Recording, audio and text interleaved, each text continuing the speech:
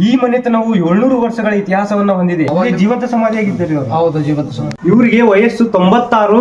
ಈಗಲೂ ಕೂಡ ಅವ್ರಿಗೆ 4 ಮಂದಿಗೆ ಸಹಾಯ ಮಾಡ್ಬೇಕನ್ನೋ ಮನೋಭಾವನೆ ಇದೆ.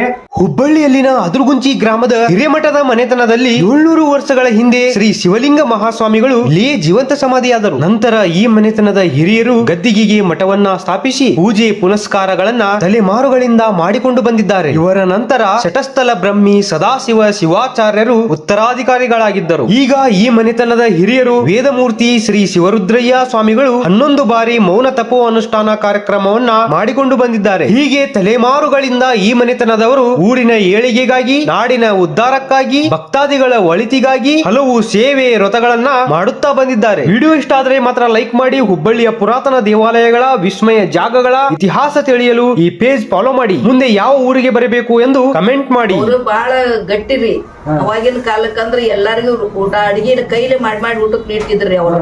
ಈಗೂನು ಅವ್ರದ್ದು ಶಕ್ತಿ ನಿಂತತಿ ಅಂದ್ರೂ ಕೂಡ 4 ಮಂದಿಗೆ ಸಹಾಯ ಮಾಡ್ಬೇಕು ಅನ್ನೋದ ಒಂದು ಐತ್ರಿ ಅವ್ರಿಗೆ.